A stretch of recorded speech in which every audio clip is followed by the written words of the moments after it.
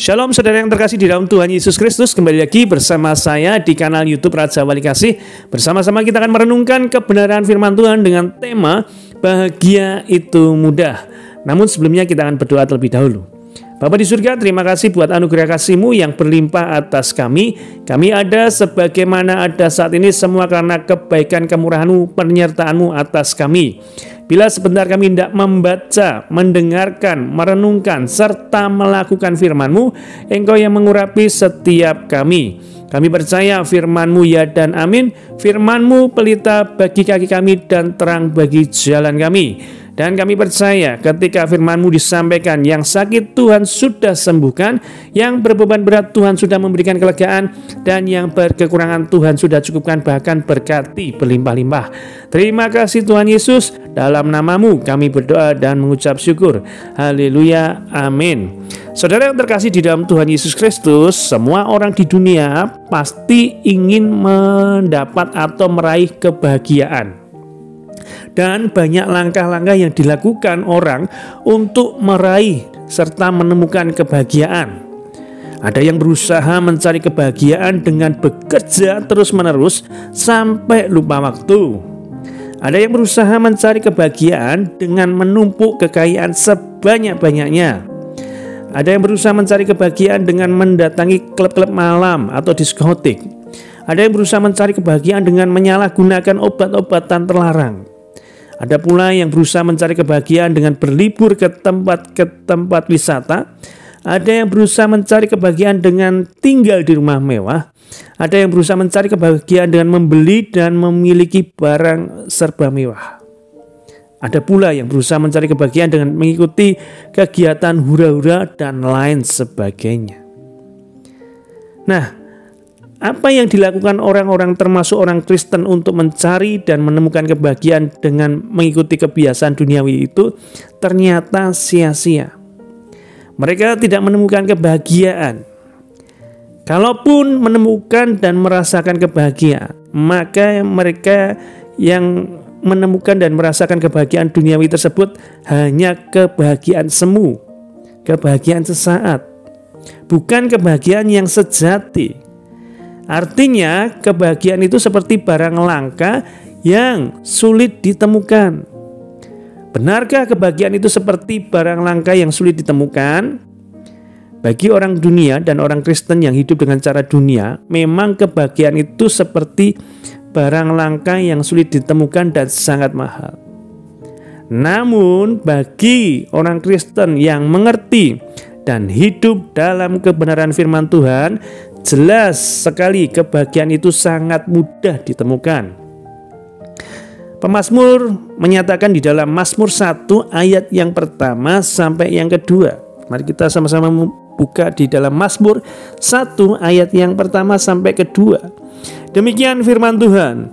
Berbahagialah orang yang tidak berjalan menurut nasihat orang fasik, dan yang tidak berdiri di jalan orang berdosa, dan yang tidak duduk dalam kumpulan pencemooh, tetapi yang kesukaannya ialah Taurat Tuhan, dan merenungkan Taurat itu siang dan malam.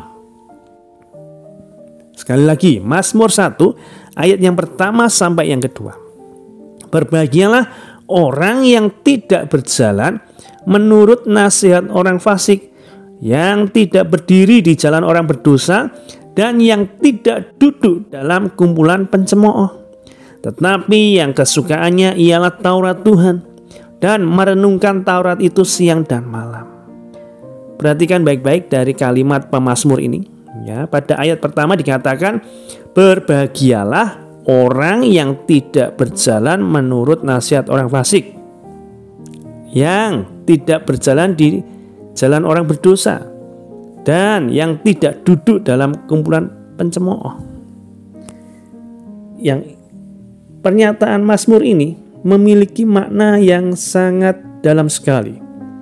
Dapat disimpulkan bahwa orang yang berbahagia menurut pemazmur adalah orang yang tidak melakukan kejahatan dan dosa. Ya, kalau kita tadi menyimak ayat yang disebutkan tadi, tidak duduk dalam kumpulan pencemooh, tidak berdiri di jalan orang berdosa, tidak berjalan menurut nasihat orang fasik. Artinya adalah orang yang berbahagia menurut pemazmur ini adalah yang tidak melakukan kejahatan dan dosa. Dengan kata lain bahwa orang yang berbahagia menurut pemazmur adalah orang yang hidup dalam kebenaran. Itu mengutip dari Mazmur 1 ayat yang pertama.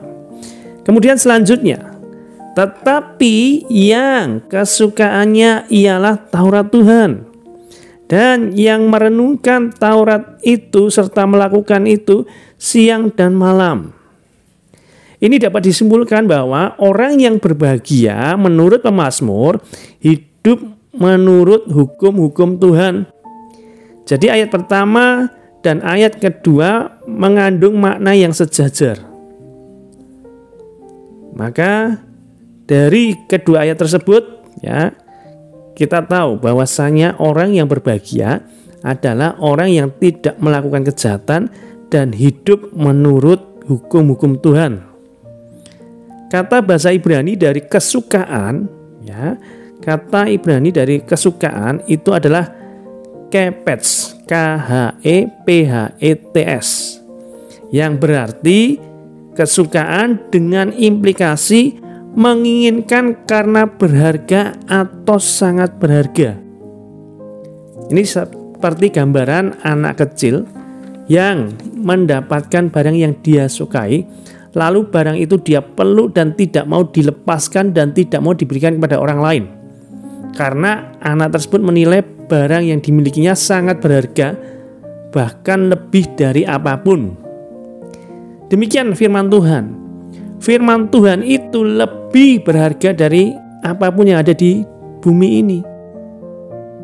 Pemazmur melantunkan di Mazmur 119 ayat yang ke-72, Taurat yang kau sampaikan adalah baik bagiku, lebih daripada ribuan keping emas dan perak. Artinya kesukaan ini adalah menganggap benar-benar firman Tuhan itu adalah hanya satu-satunya yang berharga dalam kehidupan ini.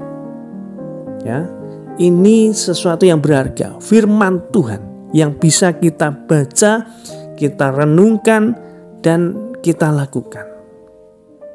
Sementara kalau tadi kata kesukaan, kita ke kata selanjutnya merenungkan.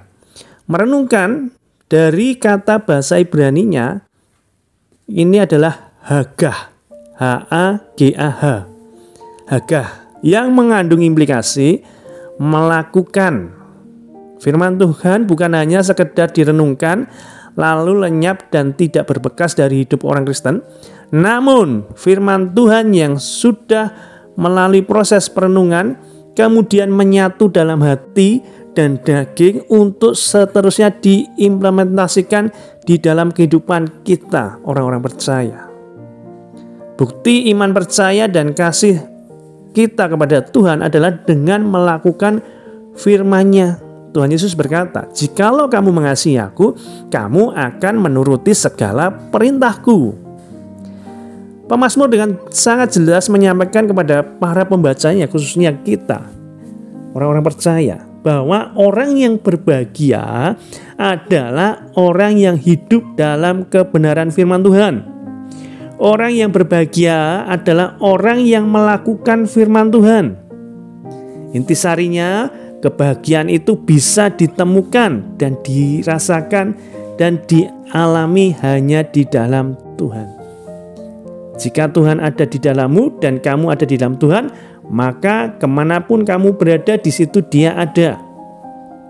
Artinya dimanapun, kapanpun, dan dalam situasi apapun, Tuhan tetap ada di dalam kita, karena Tuhan adalah sumber kebahagiaan.